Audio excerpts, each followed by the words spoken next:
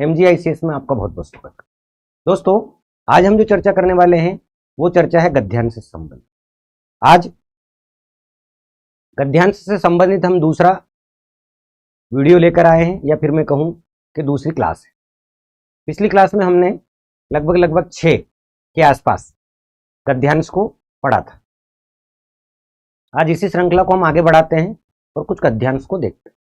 मैंने आपसे कल भी कहा था, गद्यांश मूल रूप से जब परीक्षा में आता है, आप धैर्यपूर्वक पढ़ें, समझें, उसके भावों को समझने के बाद जो उसमें महत्वपूर्ण शब्द, वाक्यांश, वाक्य आते हैं उन्हें रेखांकित कर लीजिए, जिससे कि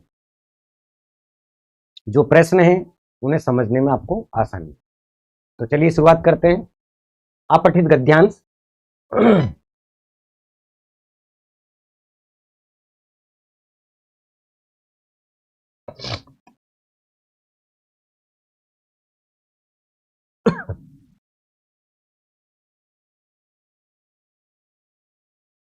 निम्नलिखित गद्यांश को ध्यानपूर्वक पढ़कर उनके नीचे दिए गए बहुविकल्पी प्रश्नों में सही विकल्प का आपको चयन।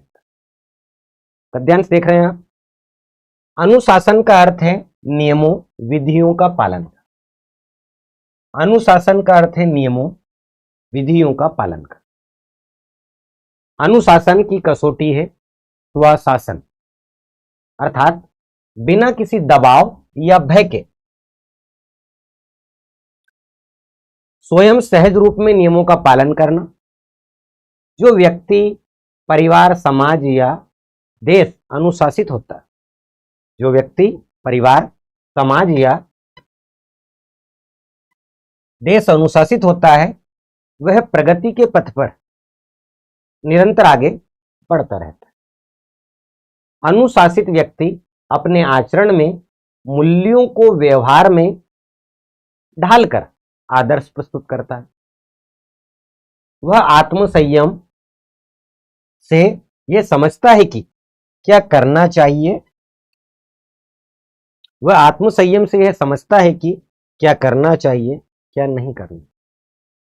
अनुशासन एक प्रकार का भाव है जो लोक मंगल की ओर प्रवृत्त रहता है। समाज और राज नियमों का, स्वास्थ्य और सदाचार के नियमों का अनुशासित व्यक्ति स्वेच्छा से पालन करता है। फलतः अनुशासन उसके स्वभाव का अंग बन जाता है। यानी कि दोस्तों, जब हमने इस पैरा को पढ़ा, इस अवतरण को देखा,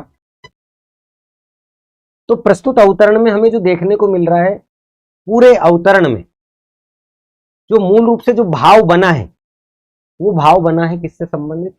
अनुशासन। अनुशासन, आत्मनियंत्रण, स्वशासन, स्वयं प्रशासन से संबंधित। देखते हैं प्रश्न। अनुशासन का वास्तविक अर्थ क्या है? शिष्टाचार का पालन करना, ठीक है। दंड के भय से नियमों का पालन करना, नहीं। पंक्तिबद्ध खड़े रहना, नहीं।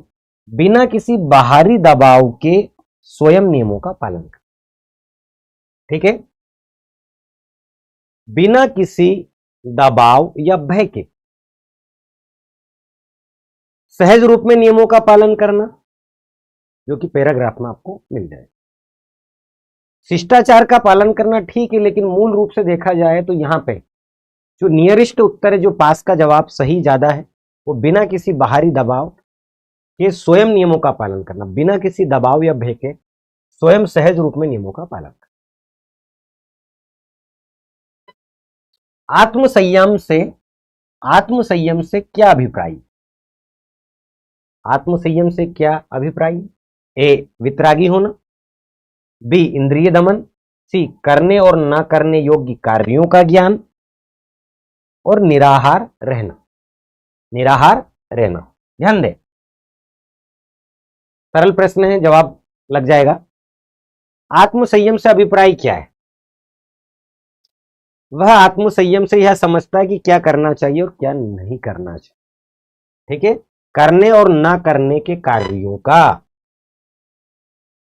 क्या करना चाहिए, क्या नहीं करना चाहिए, वो उसे जो ज्ञान मिलता है वो किससे मिलता है? आत्मसम्मान से। आत्म संयम से मिलता है। ठीक है, तो आत्म संयम से क्या अभिप्राय है? क्या करने यानी करने और ना करने योग्य कार्यों का ज्ञान हमें इससे हो जाता है। ठीक है दोस्तों, अनुशासन मनुष्य को प्रेरित करता है। अनुशासन मनुष्य को प्रेरित करता है। विकल्प है स्वार्थ भाव की ओर, विकल्प बी आत्म केंद्रित प्रवृत्ति की ओर, विकल्प सी अधिकाधिक संग्रहण की प्रवृत्ति की ओर, लोक मंगल की। अनुशासन मनुष्य को किस ओर प्रेरित करता है? लोक मंगल की ओर करता है कि अधिकाधिक संग्रहण की ओर प्रवृत्ति की ओर करता है, या स्वार्थ भाव की ओर, या आत्म केंद्रित प्रवृत्ति? क्या होगा जवाब?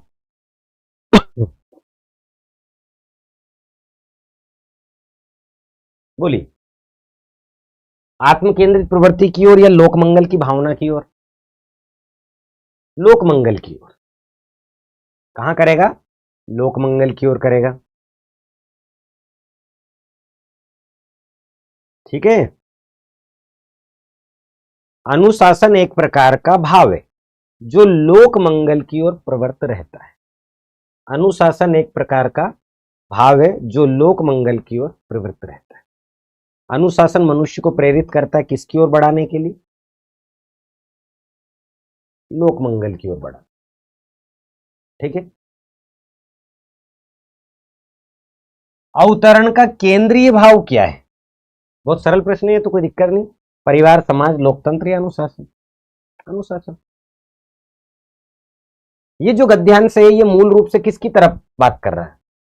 व्यक्ति अनुशासित हो, अनुशासन में रहे। गद्यांश का उचित शीर्षक होगा अनुशासन, देश, अनुशासन का महत्व या अनुशासन से लाभ। क्या होगा? गद्यांश का उचित शीर्षक आप क्या मानते हैं?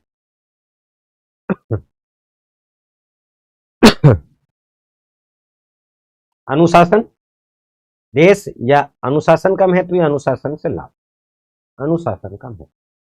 ये जो बता रहा है ये क्या बता रहा है? अनुशासन की महत्ता को बता रहा है, महत्व को। अब दोस्तों, चूंकि हम जब गद्यांश देखते हैं तो कुछ गद्यांश बहुत सरल होते हैं, जिसके जो विकल्प आते हैं उस विकल्प में हम डायरेक्ट उत्तर देख के निकाल सकते हैं। लेकिन आप ये मान के चलिए कि कोई गद्यांश आया तो उस गद्यांश में कम से कम 3 प्रश्न बहुत कठिन हो सकते हैं, 2 प्रश्न सरल, या फिर कहें कि 2 प्रश्न कठिन हो सकते, 3 प्रश्न सरल। लेकिन वो 5 प्रश्न आप कैसे करें उसके लिए अलग अलग जो टॉपिक है वो आपको ध्यान रखना। जैसे मान लेते हैं कि यहां पे आप देख रहे हैं गद्यांश का उचित शीर्षक होगा। यदि मैं यहां पे आपसे कहूं कि अनुशासन का अर्थ नियमों और विधियों का पालन करना है, अब जैसे ये नियमों और विधियों में कौन सा समास होगा? उठा के दे दिया। अब आपको यदि समास याद है तो आप लगा सकते, नियम और विधि, नियमों और विधियों, और का प्रयोग हुआ, क्या लग जाएगा? द्वंद्व समास। अनुशासित, अनुशासित में कौन सा उपसर्ग है? डायरेक्ट अनुदिच्य। स्वास्थ्य, स्वास्थ्य शब्द में कौन सी संधि है? सदाचार, कौन सा समास है?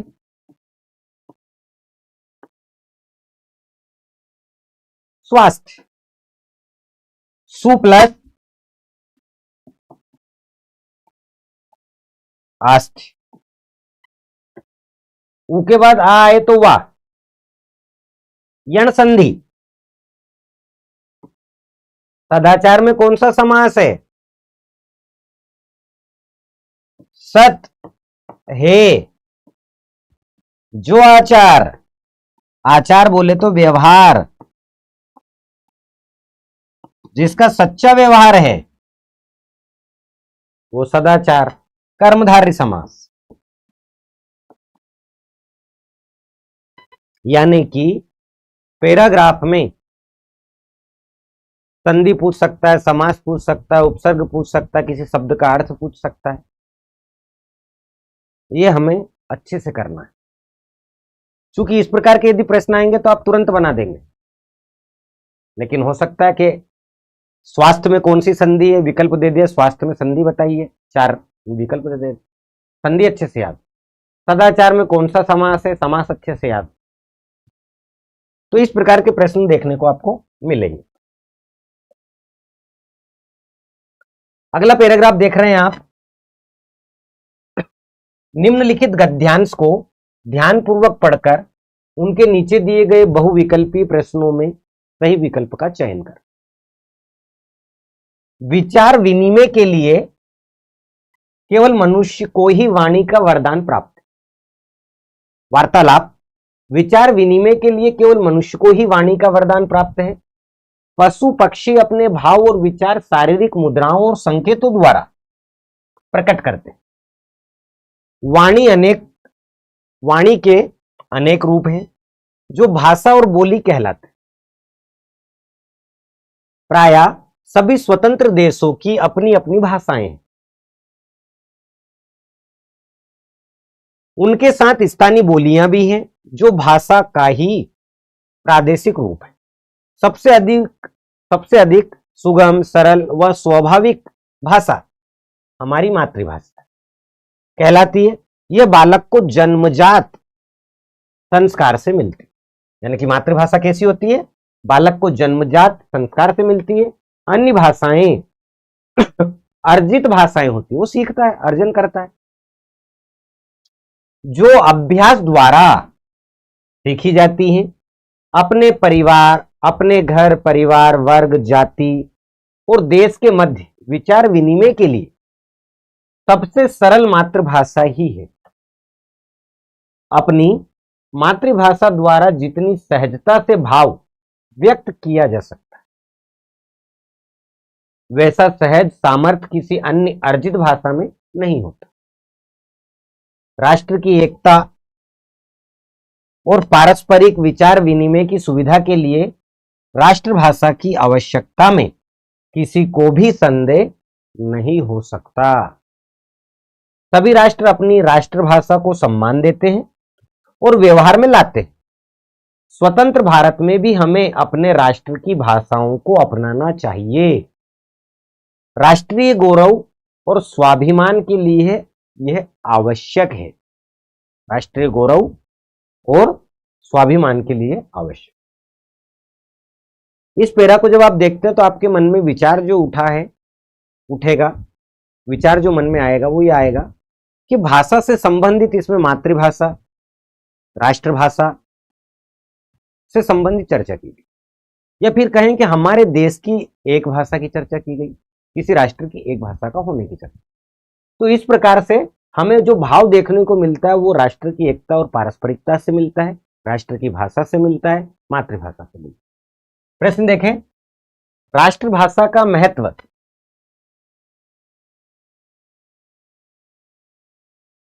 इस तथ्य में निहित है कि वह राष्ट्र को खंडित करने में सहायक होती है। राष्ट्र को खंडित कर ही नहीं सकती, गलत विकल्प है। राष्ट्रीय एकता की द्योतक है, राष्ट्रीय शक्तियों को दृढ़ करती है, जातीय विकास में सहायक है। क्या हो सकता है? ए, बी, सी और डी, बताइए। राष्ट्रभाषा का महत्व इस तथ्य में निहित है कि वह राष्ट्रीय एकता की क्या है? द्योतक है। राष्ट्रीय शक्तियों को वो कैसी करती है? दृढ़ करती है। लेकिन राष्ट्रीय एकता की वो द्योतक है, राष्ट्र को एकता के सूत्र में बांधती है। ठीक है, राष्ट्र को एकता के सूत्र में पारस्परिक रूप से वो बांध। तो राष्ट्रभाषा का महत्व इस तथ्य में है, राष्ट्रीय शक्तियों को दृढ़ करती है। राष्ट्र में जो अंदर जो शक्तियां हैं उसको वो मजबूत करेगी, लेकिन उससे पहले राष्ट्रीय एकता का होना अनिवार्य, आवश्यक। जातीय विकास में सहायक, गलत है। ठीक है, तो राष्ट्रभाषा का महत्व किससे है? राष्ट्रीय एकता की द्योतक। राष्ट्र का गौरव सुरक्षित रह सकता है। राष्ट्र का गौरव कब सुरक्षित रह सकता है? विकल्प है भाषाई विवादों को प्रश्रय देने से। भाषाई विकास यदि होगा और यदि उसमें हमने विवाद खड़ा कर दिया तो हो ही नहीं सकता। बी विकल्प, विदेशी भाषाओं को अपनाने से। विदेशी भाषाओं संभव नहीं। स्वभाषाओं को ग्रहण करने से और राष्ट्रभाषा का विरोध करने से। स्वभाषाओं को ग्रहण करने से, ठीक है, राष्ट्र का गौरव सुरक्षित है। स्वयं के राष्ट्र की भाषाओं को ग्रहण कर, जब हम अपने राष्ट्र की भाषाओं को ग्रहण करेंगे तो स्व भाषाओं को ग्रहण अपने आप हो जाएगा और इसी से राष्ट्रीय एकता को क्या मिलेगा, बल मिलेगा। राष्ट्रीय गौरव और स्वाभिमान के लिए यह अनिवार्य भी होती है, आवश्यक भी। तो विकल्प जो है वो उत्तर आपका सही। भाषा द्वारा भावाभिव्यक्ति, भाव प्लस अभिव्यक्ति, भाषा द्वारा भावाभिव्यक्ति करने में समर्थ होते हैं, कहचाते हैं पक्षी। वाणी का वरदान द्वारा मनुष्य, ठीक है, कल कल बहता पानी, विभिन्न प्रकार के पशु। भाषा द्वारा भावाभिव्यक्ति करने में समर्थ कौन होते हैं? पक्षी चहचहाते हैं, जबकि मनुष्य क्या करता है? वाणी का वरदान है उसे प्राप्त, किसको? मनुष्य को। और मनुष्य अपने भावों को जो व्यक्त करता है, उसकी अभिव्यक्ति करता है, वो किसके द्वारा करता है? वाणी द्वारा करता है। तो वाणी का वरदान प्राप्त मनुष्य को। इस प्रकार से विकल्प बी सही जवाब। अब देखिए, भाषा द्वारा भावाभिव्यक्ति करने में समर्थ होते, और यहां पर डायरेक्ट आपसे बोल दिया कि भावाभिव्यक्ति में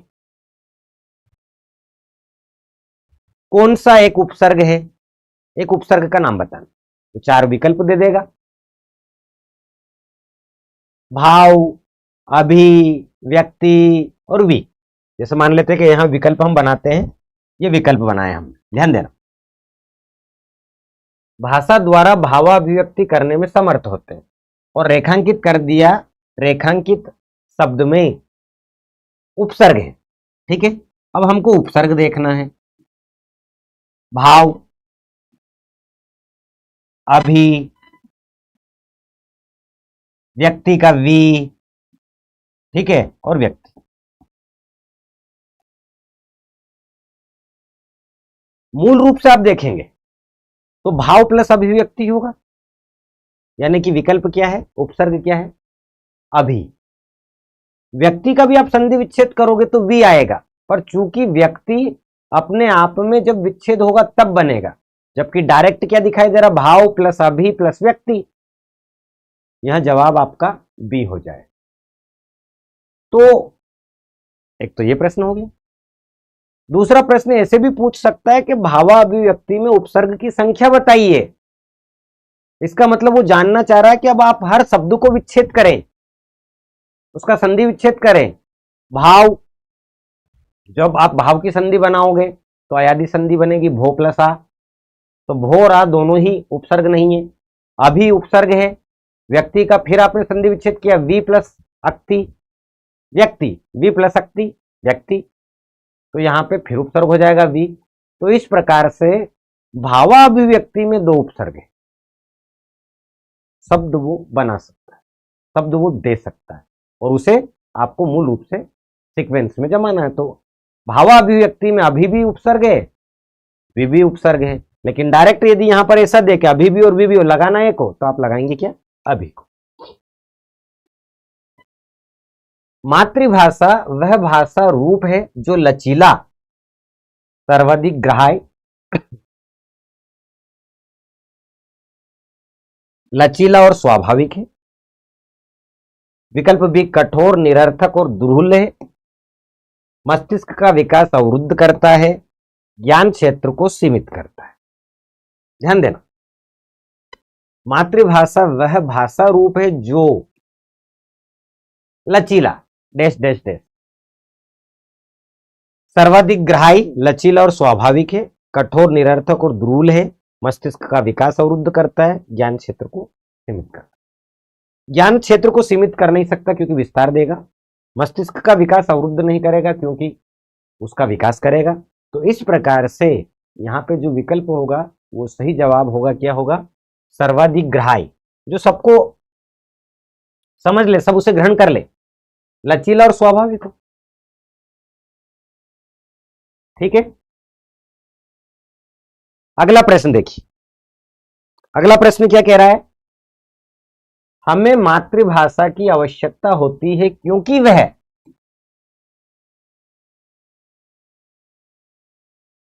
हमें मातृभाषा की आवश्यकता होती है क्योंकि वह विकल्प है धनोपार्जन, धन प्लस उप प्लस आर्जन की जगह धनोपार्जन में सहायक होती है, भावाभिव्यक्ति का सहज साधन है, शारीरिक मुद्राओं और संकेतों का दर्पण है, ज्ञान क्षेत्र का संकुचन करती है। हमें मातृभाषा की आवश्यकता होती है क्योंकि वह क्या है? धन उपार्जन में सहायक होती है, भावों की अभिव्यक्ति का सहज साधन है, शारीरिक मुद्राओं और संकेतों का दर्पण है, या ज्ञान क्षेत्र का संकुचन करती है। क्या जवाब होगा? बी। क्यों? क्योंकि हमारे भावों को जो अभिव्यक्ति का माध्यम है, हमारे भाव जो व्यक्त होंगे और सहज रूप से वो किसके माध्यम से होंगे? मातृभाषा के रूप में। ठीक है, तो देखिए ध्यान दें, ये जो मातृभाषा होती है ये आपकी भावाभिव्यक्ति को, भावों को, विचारों को क्या करती है? विस्तार देती है, बढ़ाती है। शारीरिक मुद्राओं और संकेतों का दर्पण या ज्ञान क्षेत्र का संकुचन करती है। ये विकल्प आपके सही नहीं। ठीक है, शिक्षा का उद्देश्य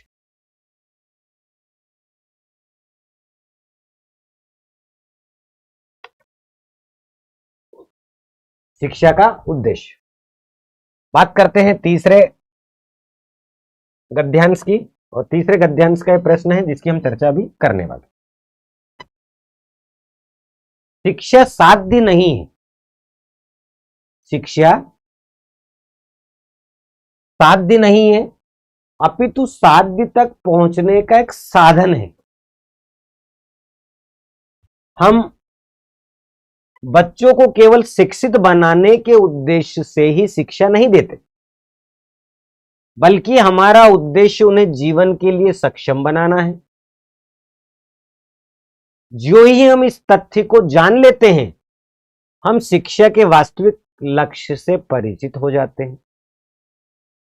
बहुत से आधुनिक देशों में यह सोचना फैशन हो गया है कि अमीर गरीब, चतुर मूर्ख सबको निःशुल्क शिक्षा देकर कोई भी समाज अपनी सब समस्याएं सुलझा सकता है और एक परिपूर्ण राष्ट्र का निर्माण कर सकता है। परंतु यह काफी नहीं है। ऐसे देशों में हमें अनेक डिग्रीधारी नवयुवक बेरोजगार दिखाई पड़ते हैं क्योंकि वे हाथ से काम करने को ये दृष्टि से देखने लगते हैं। इस परिप्रेक्ष्य में हमें अपनी शिक्षा व्यवस्था पर पुनर्विचार करने की बड़ी भारी आवश्यकता।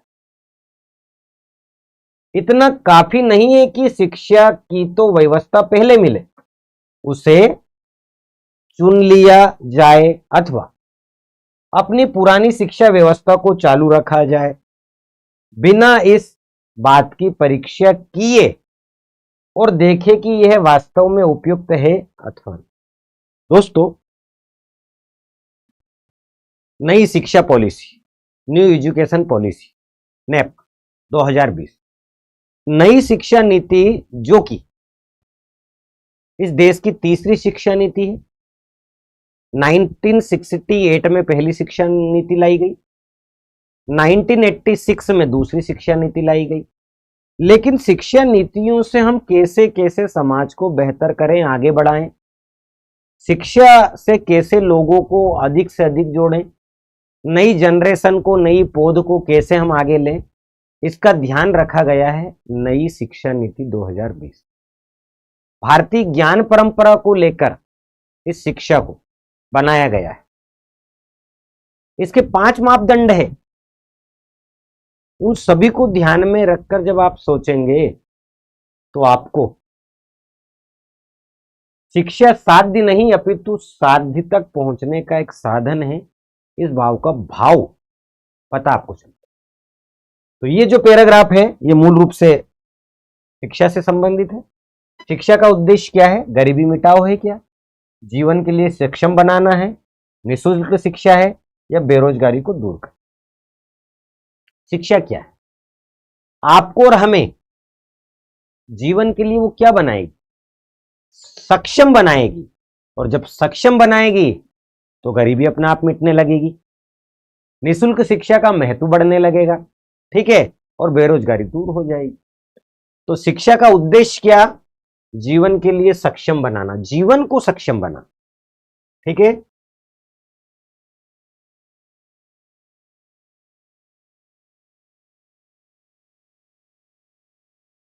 उद्देश्य है जीवन के लिए सक्षम बनाना। मेरा ग्राफ में से मिल गया। निःशुल्क शिक्षा से क्या हानि है? अनेक युवक बेरोजगार रहते हैं। बी, हाथ से कार्य करने में बुरा मानते हैं। उपरोक्त दोनों इनमें से कोई नहीं। ध्यान दें, निःशुल्क निःशुल्क इसको हम ऐसा पढ़ सकते हैं, नि प्लस शुल्क, निःशुल्क कौन सी संधि है? दो बिंदु देखकर समझ जाइए। विसर्ग।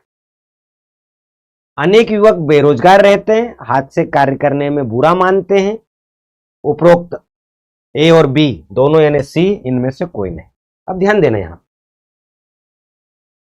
हमने देखा कि ऐसे देशों में हमें अनेक डिग्रीधारी नवयुवक बेरोजगार दिखाई पड़ते क्योंकि वे हाथ से काम करने को हे दृष्टि से देखने लगते। अब चूंकि यदि यहां पे आप देखेंगे तो आपको जवाब मिल जाएगा, और जवाब क्या है? ए, बी, सी और डी। क्या है जवाब बताइए? क्या ए और बी दोनों हो सकते हैं या सिर्फ बी हो सकता है या कोई नहीं? तो आप देखेंगे कि निःशुल्क शिक्षा से क्या हानि है। वास्तविकता में निःशुल्क शिक्षा से शिक्षा का आप स्तर बढ़ा सकते हैं, अधिक से अधिक आप शिक्षित कर सकते हैं। लेकिन कुछ लोग, कुछ क्या, अनेक डिग्रीधारी नवयुवक बेरोजगार दिखाई पड़ते हैं क्योंकि वे हाथ से काम करने को हे दृष्टि से देखने लगते हैं। इसलिए इसका यह जवाब है, यह हानि।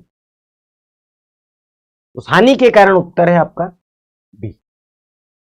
जबकि अनेक युवक बेरोजगार रहते हैं, ऐसा नहीं। जब शिक्षित आप अधिक करेंगे तो बेरोजगार घटेंगे, बढ़ेंगे नहीं, तो अधिक तो हो ही नहीं सकता।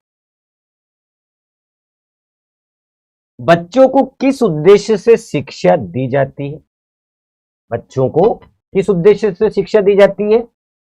नौकरी प्राप्त करने के लिए शिक्षा दी जाती है, अच्छे नागरिक बनने के लिए शिक्षा दी जाती है, शिक्षित बनाने के लिए शिक्षा दी जाती है, या जीवन को सक्षम बनाने के लिए शिक्षा दी जाती है? किसके लिए दी जाती है?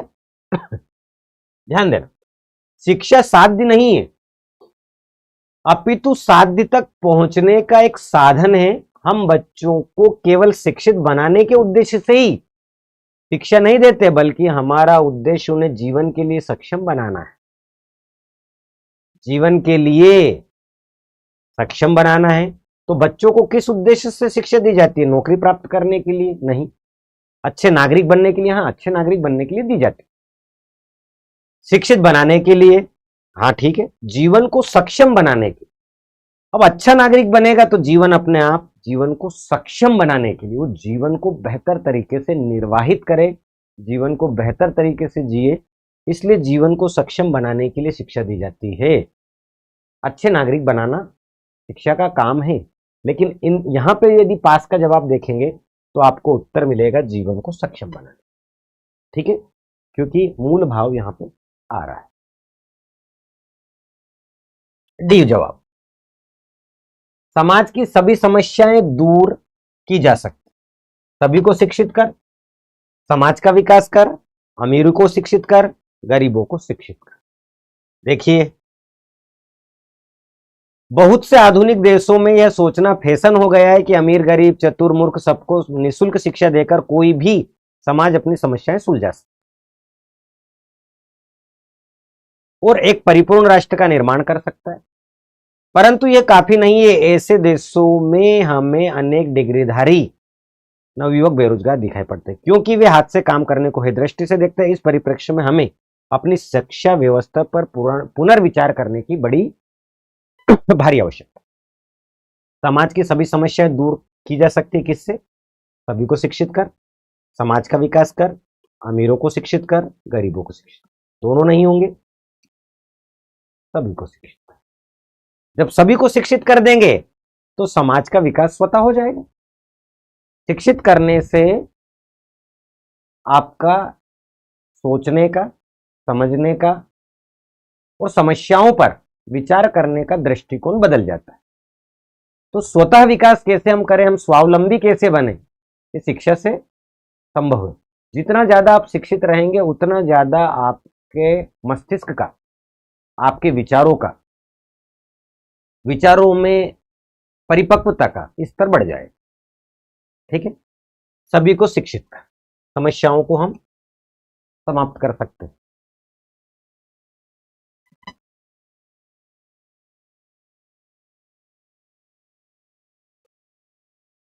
हमें अपनी शिक्षा व्यवस्था पर क्या करना चाहिए? हमें अपनी शिक्षा व्यवस्था पर क्या करना चाहिए? हमें अपनी शिक्षा व्यवस्था पर पुनर्विचार करने की बड़ी आवश्यकता है। डायरेक्ट मिल गया। पुनर्विचार, पुनर्मिलन, आघात या निम्न में से कोई। अब दोस्तों, पुनर्विचार में कौन सी संधि होगी, पुनर्मिलन में कौन सी संधि होगी, बताइए। पुनर्विचार, पुनः प्लस विचार।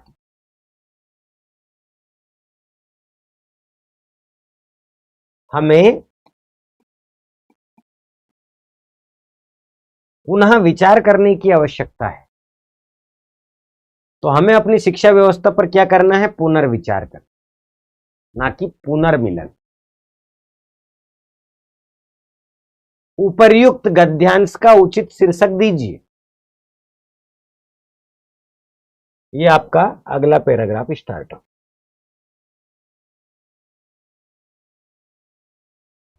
निम्नलिखित गद्यांश 1 से 5 इसमें प्रश्न है को ध्यानपूर्वक पढ़कर उनके नीचे दिए गए बहुविकल्पी प्रश्नों में से सही विकल्प का चयन करें। अब आप देखेंगे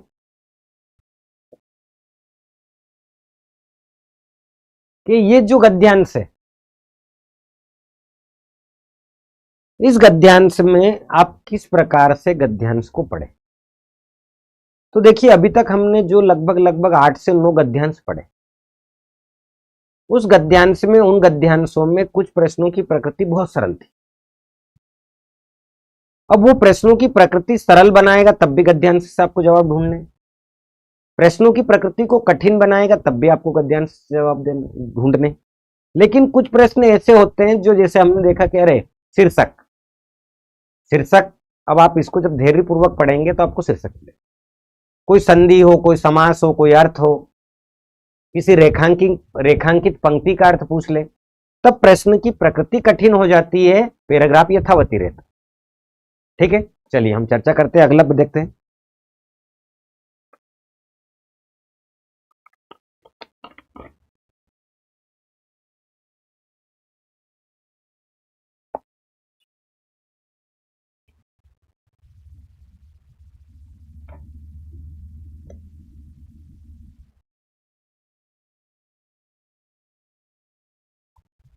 मैंने एक विकलांग बालक को पैर से लिखते देखा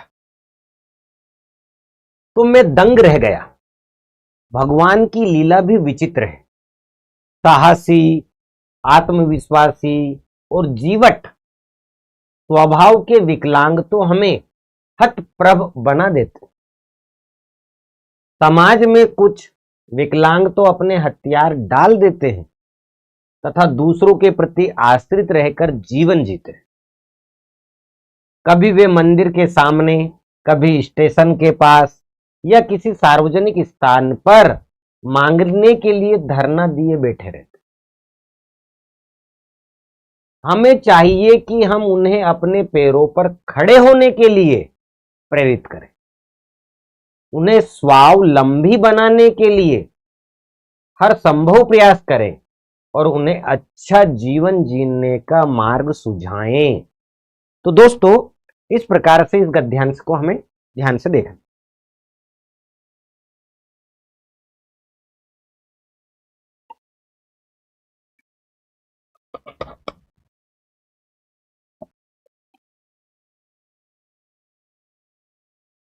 मैंने एक विकलांग बालक को पैर से लिखते देखा तो मैं दंग रह गया। आश्चर्यचकित होना, विस्मय सूचक वाक्य।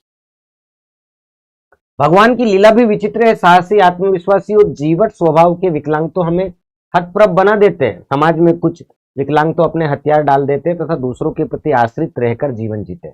कभी वे मंदिर के सामने, कभी स्टेशन के पास या सार्वजनिक स्थान पर मांगने के लिए धरना दिए बैठे रहते हैं। हमें चाहिए कि हम उन्हें अपने पैरों पर खड़े होने के लिए क्या करें? प्रेरित करें, उन्हें स्वावलंबी बनाने के लिए हर संभव प्रयास करें और उन्हें अच्छा जीवन जीने का मार्ग सुझाएं। उपर्युक्त गद्यांश का उचित शीर्षक क्या होगा? आत्मविश्वास, स्वावलंबन, आश्रित जीवन, साहस और समाज। साहस की चर्चा की, समाज की कोई चर्चा नहीं हुई। आत्मविश्वासी बनाए कि स्वावलंबी बनाए? क्या बनाए? उन्हें स्वावलंबी बनाए। स्व प्लस अवलंब,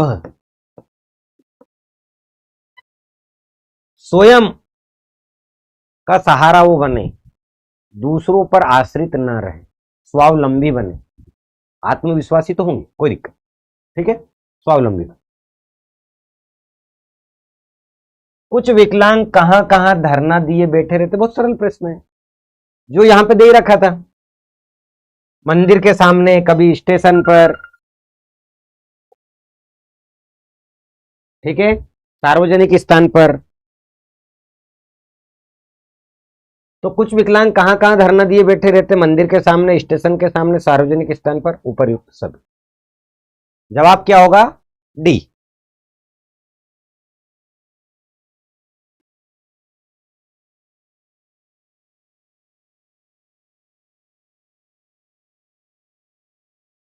बढ़े आगे। हम विकलांग के लिए क्या कर सकते हैं? हम विकलांग के लिए क्या कर सकते हैं? आत्मनिर्भर होने के लिए प्रेरित कर सकते हैं, पैसे दे सकते हैं, परेशान कर सकते हैं, इनमें से कोई नहीं। बहुत सरल विकल्प। आत्मनिर्भर होने के लिए उन्हें प्रेरित कर सकते हैं, ठीक है।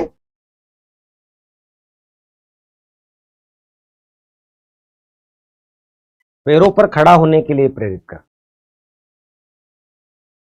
परेशान कर सकते, पैसे दे सकते, इनमें से कोई नहीं। विकल्प बहुत सरल है, कोई आवश्यकता नहीं, डायरेक्ट उत्तर नहीं। कौन से विकलांग हमें हतप्रभ बना देते हैं?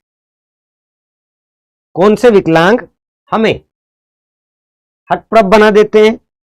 विकल्प में आपको, पद्यांश में आपको देखने को मिलेगा।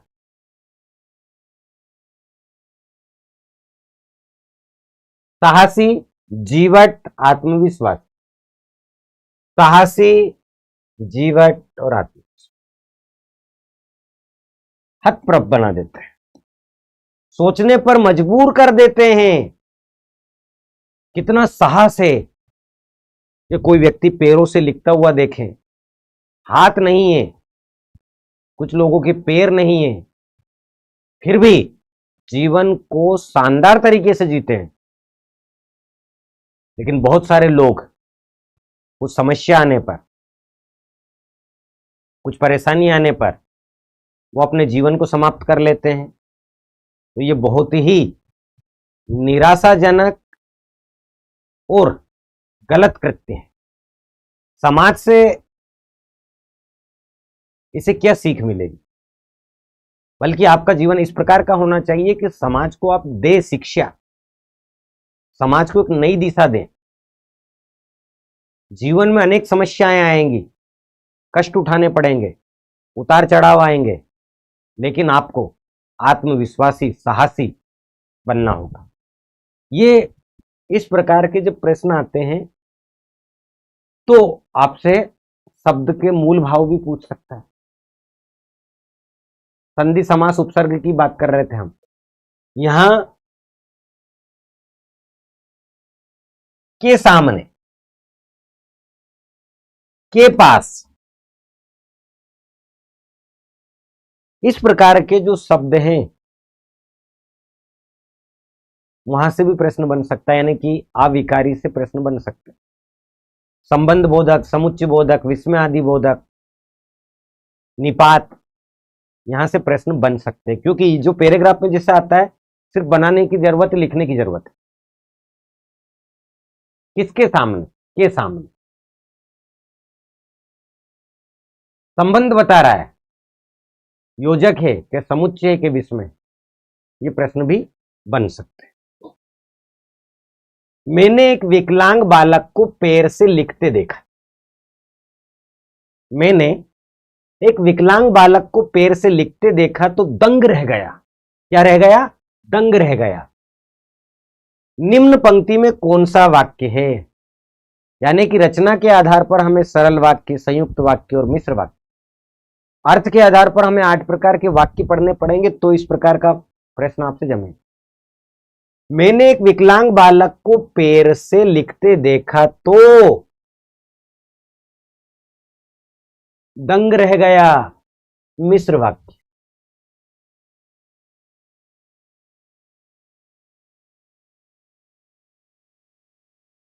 मिश्र वाक्य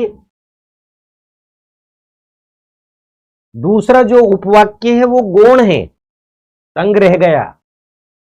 पहला जो वाक्य है, मैंने एक विकलांग बालक को पैर से लिखते देखा, प्रमुख है, और दूसरा पहले पर आश्रित है, तो आश्रित होने के कारण यह मिश्र वाक्य।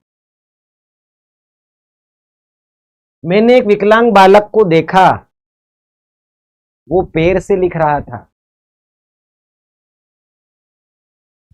वो पैर से लिख रहा था। तो यहां पे जो दो वाक्यों में जोड़ने वाला जो शब्द है, तो यदि तो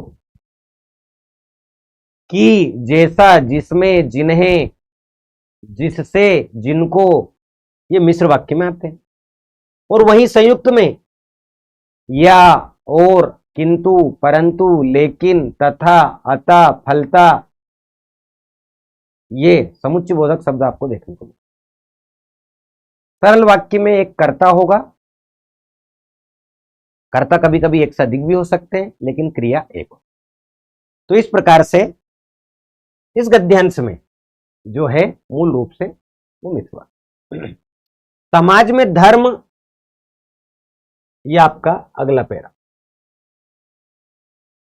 निम्नलिखित गद्यांश को ध्यानपूर्वक पढ़कर उनके नीचे दिए गए बहुविकल्पी प्रश्नों में सही विकल्प का चयन करें। अनुशासन बाह्य नहीं, भीतरी नियंत्रण है। अनुशासन बाहरी नहीं, अंदर का नियंत्रण है, आत्म नियंत्रण हम उसे बोलते हैं। अनुशासन बाह्य नहीं, भीतरी नियंत्रण है। वह भीतर से बांधता है।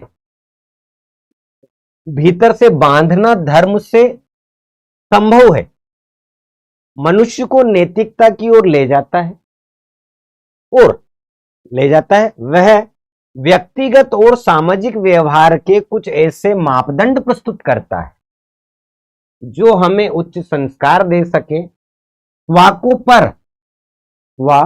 को पर से पीछे रखने पर ही ये उच्च संस्कार सध सकते हैं। स्वयं को पीछे रखें पर यानी दूसरे को आगे बढ़ाएं।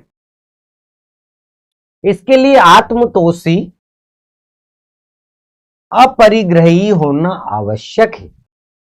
आधुनिक शिक्षा हमें आत्मबल नहीं देती, वह सूचना मात्र ही देती है। साहित्य और कला को हमने शिल्प तक सीमित कर दिया है। हमारा अध्ययन वैज्ञानिक हो गया है। वैज्ञानिकता का अर्थ विश्लेषणात्मक अध्ययन है। इस चीरा फाड़ी में न साहित्य हाथ में पड़ता है, न कला न धर्म। हम परिधि पर ही चक्कर लगाते रहते हैं कि आज का शिक्षित मनुष्य भीतर से अशिक्षित है। आज का शिक्षित मनुष्य भीतर से अशिक्षित है। उसके भीतर एक बड़ा शून्य है जो उसे बराबर कुरेदता रहता है और उसके अहम को, अहंकार को उकसाता रहता है। दोस्तों, अनुशासन भीतरी नियंत्रण है। अनुशासन आज का शिक्षित मनुष्य भीतर से अशिक्षित, यानी कि भीतर से यदि आप शिक्षित हैं तो आप आत्मनियंत्रित हैं। यानी कि अनुशासन की महत्ता को, अनुशासन व आत्मनियंत्रण को शीर्षक के रूप में हम ले सकते हैं। देखते हैं प्रश्न। समाज में धर्म द्वारा अनुशासन इसलिए संभव हुए क्योंकि वह डैश डैश डैश। समाज में धर्म द्वारा अनुशासन इसलिए संभव है क्योंकि ए, मनुष्य को मनुष्य से पूर्णतया जोड़ता है। बी विकल्प, स्वा को पर का अनुवर्ती बनाता है। बी विकल्प, सी, मनुष्य को आत्मतोषी एवं अपरिग्रही बनाता है। डी, व्यवहार में संस्कारदायक मापदंड प्रस्तुत करता है। व्यवहार में किस प्रकार के मापदंड करेगा? व्यवहार में संस्कारदायक मापदंड प्रस्तुत करता है। विकल्प ए, बी, सी और डी में क्या जवाब होगा? बोलिए। समाज में धर्म द्वारा अनुशासन इसलिए संभव है क्योंकि वह मनुष्य को मनुष्य से पूर्णतया जोड़ता है, स्वा को पर का अनुवर्ती बनाता है, मनुष्य को आत्मतोषी एवं अपरिग्रही बनाता है, व्यवहार में संस्कारदायक मापदंड प्रस्तुत करता है। समाज में धर्म क्या करता है? व्यवहार में संस्कार लाता है। स्वा को पर का अनुवृत्ति बनाता है, नहीं, व्यवहार में संस्कारदायक मापदंड वो क्या करता है? रचना करता है, बनाता है और लाता है। तो व्यवहार में संस्कारदायक मापदंड वो प्रस्तुत करता है। विकल्प इसका जो है वो डी सही।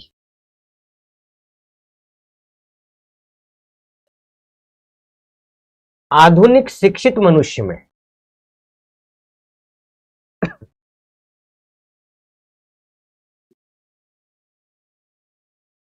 आधुनिक शिक्षित मनुष्य में अहम की उद्दीप्ति का मुख्य कारण उसका ए, साक्षर होने पर भी निरक्षर होना, बी, साक्षर होने पर भी अर्धसभ्य होना है, सी, शून्यवाद में गहन विश्वास होना है, अंदर से अशिक्षित होना है। अब ये हमें मिल गया था क्या? आज का शिक्षित मनुष्य भीतर से अशिक्षित है। आधुनिक शिक्षित मनुष्य में अहम, अहंकार, दर्प, घमंड की उद्दीप्ति का मुख्य कारण है क्या है? अंदर से अशिक्षित होना।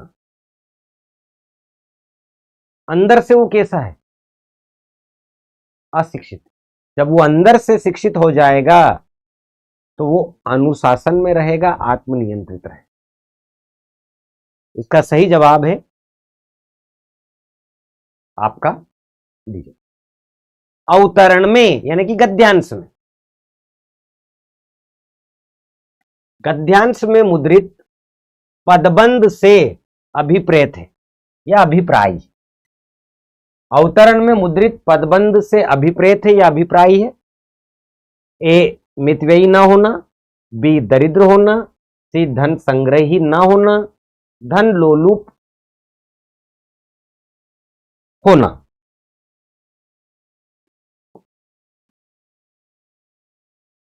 अवतरण में मुद्रित पदबंध से क्या अभिप्राय है? मितव्ययी ना होना, दरिद्र होना, धन संग्रही ना होना और धन लोलुप होना, यानी धन का लालच करना। क्या होगा बताइए?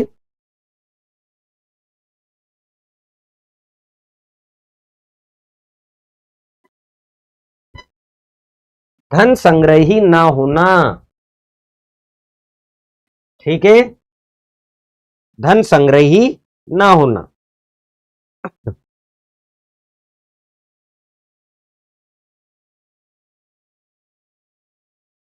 ठीक है,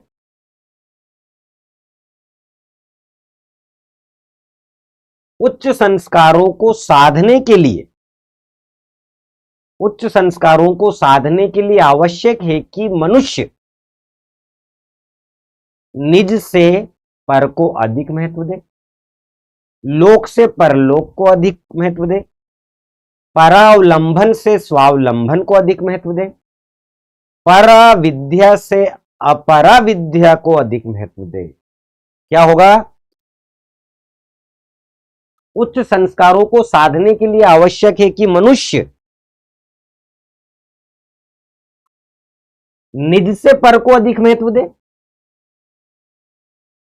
स्व यानी निज को पर से पीछे रखने पर ही, स्व को पर से पीछे रखने पर ये उच्च संस्कार सध सकते हैं। निज से पर को अधिक महत्व दे, निज से यानी कि स्वयं से, पर यानी दूसरा,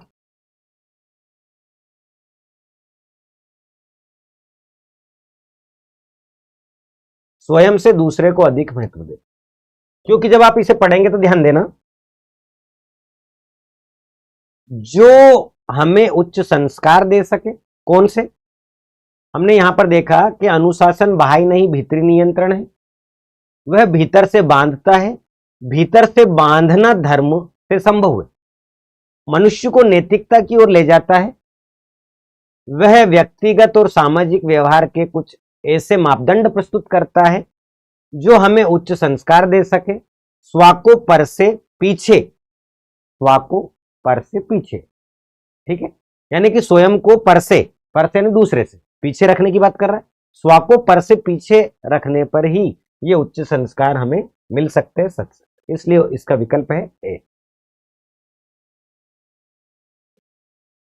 आधुनिक शिक्षा हमें आत्मबल से वंचित रखती है क्योंकि वह डैश डैश डैश। आधुनिक शिक्षा हमें आत्मबल से वंचित रखती है क्योंकि वह भौतिक विषयों का ज्ञान कराती है, ए विकल्प। बी, विषयों का सूची पत्र तैयार करती है, सी विकल्प। विषयों का सूचना मात्र देती है, विषयों का या विषयों की सूचना मात्र देती है, विषयों की सूची मात्र प्रस्तुत करती है। क्या होगा जवाब बताइए? आधुनिक शिक्षा हमें आत्मबल से वंचित रखती है क्योंकि विषयों की सूचना मात्र देती है या विषयों की सूची मात्र प्रस्तुत करती है। विषयों का सूची पत्र तैयार करती है, भौतिक विषयों का ज्ञान कराती है। ए, बी, सी और डी, क्या जवाब होगा? बोलिए, ए, बी, सी और डी। आधुनिक शिक्षा में आत्मबल से वंचित रखती है क्योंकि वह विषयों का सूची पत्र तैयार करती है, बी जवाब, ठीक है। विषयों का सूचना पत्र देती है, सी जवाब, बिल्कुल दोनों पास के।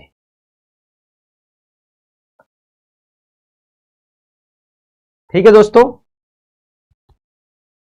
तो इस प्रकार से आज हमने पद्यांश की दूसरी कक्षा 5 से 6 पद्यांश को देखा। पद्यांश में किस प्रकार के प्रश्न बन सकते हैं उसकी हमने चर्चा। आशा करते हैं आप सीखने का प्रयास करेंगे, समझने का प्रयास करेंगे और जो पद्यांश विगत वर्षों में परीक्षाओं में आए हुए हैं उनसे आप क्या सीख सकते हैं वो आपको सीखने की आवश्यकता है। मूल रूप से कैसे प्रश्न आएंगे, किन किन टॉपिक से प्रश्न बन सकते हैं, उन टॉपिक को आप अच्छे से कर लेंगे तो किसी भी प्रकार की समस्या आपको पद्यांश में नहीं आएगी। ठीक है दोस्तों, तो सभी अपना ख्याल रखिएगा। कल इसी समय पर मुलाकात करते हैं। जय हिंद, जय भारत, धन्यवाद।